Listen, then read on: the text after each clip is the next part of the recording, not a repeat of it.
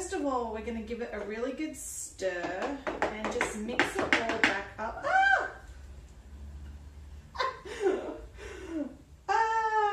Okay.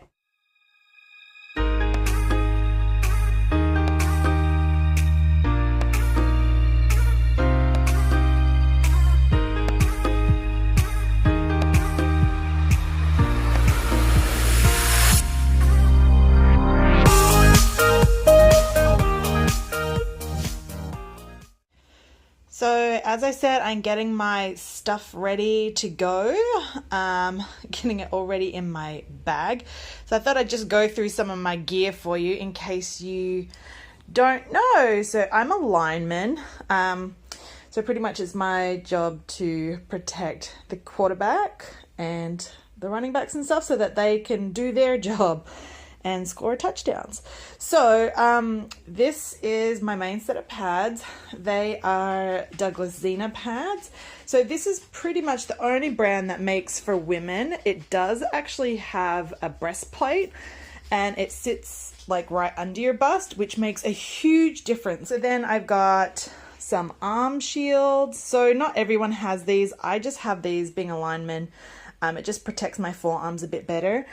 When we were in the States just recently, I got some new lineman gloves, which I love. I have a skull cap just to help keep the hair out of my face. So these are my pants. They don't look like much at the moment, but they were my Raiders pants or my state teams pants. So these ones, my last pants I had were integrated, which means the pads were built into the pants. These are not. So it pretty much just means that I need a girdle under these pants. And so I put all of the pads into my girdle, wear that, and then put the other pants on top. So that's pretty, and these are the thigh pads that go with that up here. So pretty much that's all my main gear except for my helmet, which is at the club. But this is just like a training jersey that I have, and this thing here, so I'm number 77, which is also my husband's number. So I actually have my husband's high school football jersey for training. We're both 77. I think is kind of cute. There's a couple girls on the team who have their hubby's numbers, which I actually really enjoy. So the fact that this thing has survived, Chad's a little bit older than me, so this jersey is like 25 years old and it's lasted, like it's actually made it. It's not like in amazing condition, but for training it's fantastic. It's enough to hit. So yeah, that's pretty much all my gear. I'm gonna load it up in my bag and get ready to head off to training. For some reason, I cannot find my mouth guard. So I might have to stop at the chemist and pick one up real quick. All right, see you at training.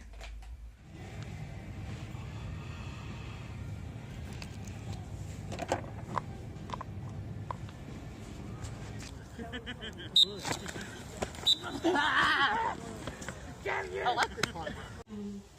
Receivers, a tight end, Yeah. and then receivers. Yeah. That's what you guys are doing. Hey, Yeah, what was okay. different?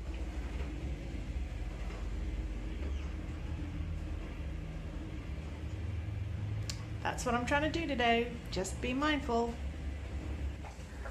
So I just did my daily walk and run with Chloe. Today tried to kick it up a notch. So instead of just kind of jogging and then walking most of the way, I made sure I got into lighter gear and you know, didn't take much extra with me. So then I did a little bit longer and I probably ran 3/4 of the way and walked a little bit in the middle. That was mainly so I could get my breath, but also so Chloe could actually stop and sniff around, and because the walk's for her as much as it is a run for me. So yep, here we are, just keeping going. Chloe, did you have a good walk? Did you have a good walk? I had my blood test on Tuesday. It is now Saturday and I've lost just over 1 kilo. So I'm feeling pretty good about that. Not doing anything too crazy, just running and walking in the morning with Chloe, looking at more about what I'm eating and just trying to portion control a bit better. Trying not to do like carbs at night time. If I'm gonna do carbs or toast or cereal or anything like that, do it in the morning or the daytime. So I've just come back from my run walk with Chloe and I'm getting ready for some breakfast. When I start doing my injections, they are saying that I need to drink at least 3 liters of water a day. Now I drink tea all day long, but I'm not super great about doing water. So for the last couple of weeks, I've been pounding the water and just trying to get used to drinking 3+ liters. And so hopefully that's helping flush out my system as well. And so feeling pretty good. But maybe someone else knows what this feels like as well. So Chad, my husband, is away and pretty much he was due in last night or this morning. Now he was surveying kind of like a newer area, and so we knew he wouldn't have a lot of signal, if any. So I actually haven't heard from him since he first touched down. So I was expecting him home, like I said, last night or this morning, and I haven't heard from him still. So trying not to worry or anything like that, but just really hoping I hear from him soon to find out when I'm supposed to pick him up and how he's doing. He's been gone since Tuesday morning, so right before I did the blood test. So I haven't really spoken to him since then. So man, all you FIFO wives or military wives and that kind of stuff where your hubby is away and it's really hard to get hold of him. Man, I feel your pain. I've only been doing this for a year and he's home probably just as much as he's away. And yeah, it can be challenging sometimes, and getting used to a whole new routine without him home has probably taken almost this whole year to do, but I feel pretty good about this. But this whole not knowing, I think just compounded on top of waiting anyway. So it's like I'm waiting to hear from him and waiting for the IVF stuff to start. It's just a bit full on. So I'm definitely looking forward to sitting down with my breakfast and doing my devotions and hopefully hearing from Chad, finding out when I'm going to pick him up sometime today. So this is my kefir. It is not self-rising flour like it says on there. This container has been thoroughly cleaned, but it does kind of look like cottage cheese or feta because it's got like the separation at the bottom. It is made from a grain that you add milk to, and I've used lactose-free milk. You're only supposed to let it ferment for 2 days. I've let it go for 3 just because I actually liked the sample that I tasted that was a little more fermented. So this is what we're going to do with it. So this is my first batch of kefir. As I showed you, it's definitely fermented. So what I've been told, and like I said, I'm just giving this a go for the first time, is that try not to use metal if you can help it, like a metal strainer or anything like that, just because it might affect the bacteria. So I've got a wooden spoon, a glass bowl, plastic strainer, and then I also have a cloth straining bag. So this is to catch the kefir grain that's left over so I can start the next batch. So first of all, we're going to give it a really good stir and just mix it all back up.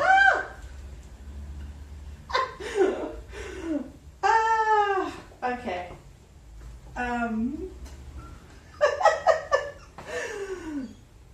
So don't stir it too much. It's fully just like gone everywhere. I think I definitely I left it fermenting too long. So hopefully I haven't wrecked the grains. So the reason it's bubbling is because it is a probiotic. Like it's actually like a tangy yogurt drink. So I guess what I'm gonna try and do with this is strain it off and see if it's any good to drink at all. It does smell a bit yeasty at the moment, which is not how it smelt when my stepmom made it. So anyway, I'm going to drain it off and see what happens. Got the netting in there.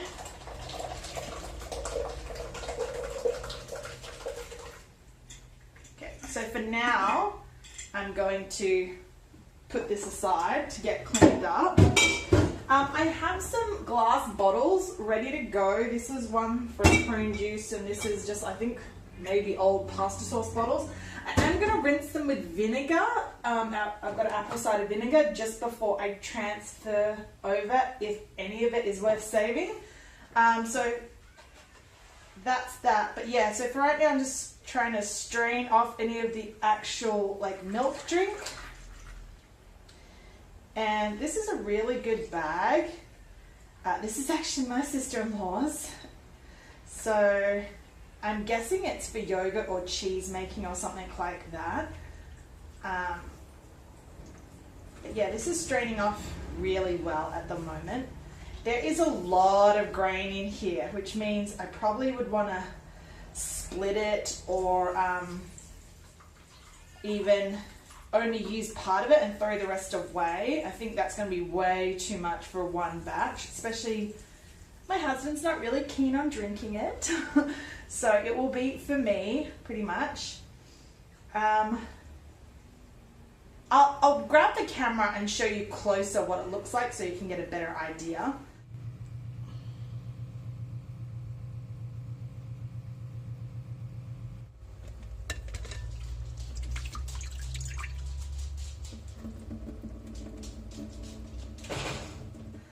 It doesn't matter if a little bit of the grains, like as long as they're not big chunks of it, but actually go into the drink that you're wanting to keep, because again, it's a grain. And because I'm a celiac, it is actually gluten-free, the Kefir grain. I might be able to find a link and put it in the description below so you can check it out. So I've pulled the sack out, and this is the Kefir yogurt drink, and I'm just going to pour this into one of my glass bottles. Okay, so I have poured it into the container in the bottle. This is just an old prunes bottle that I had from after my surgery. Anyway, I'm gonna give it a taste first. But if it's okay, what you actually do is put some rind of a citrus in it. So I've got oranges, and I'm going to put that in there. That helps, I believe, the bacteria process, make it smell good and taste nice, give it a bit of a zing, all that kind of stuff. So, like I said, I'm going to give that a taste. But this is the one that my stepmom gave me. This has just been in the fridge, so it just needs to be shaken up, because it does separate a little bit. But this is actually really good, and so I like this one. Hopefully this one isn't terrible that I just made, but we'll find out. Like I said, I'm gonna give it a go. It does have a bit of a texture to it. That's okay. Like I said, mine smells a little more like beer and quite yeasty, so I might just have to ditch this one, but we'll see. Yeah, it is way too overdone. Here, what I've done is taken some of the Kefir grain and put it into a clean jar. And here there's only probably 2, maybe 3 tablespoons of the Kefir grain. Hopefully this will work better. So here I'm just topping it off with a litre of the lactose-free milk. Here's batch 2. I think it looks better already, not as many grains. Okay, so this one definitely worked better. Not as yeasty or anything like that. Tastes good. I still don't think it's quite perfect, but it's all right for a better attempt. So what I've done is I've just cut some of the rind off an orange, and I'm going to pop it in the bottle, and then I think we're pretty good to go. Yep, so then I've just put the orange in there, and yeah, that can go in the fridge. Good morning. Just a check-in to wrap up this week.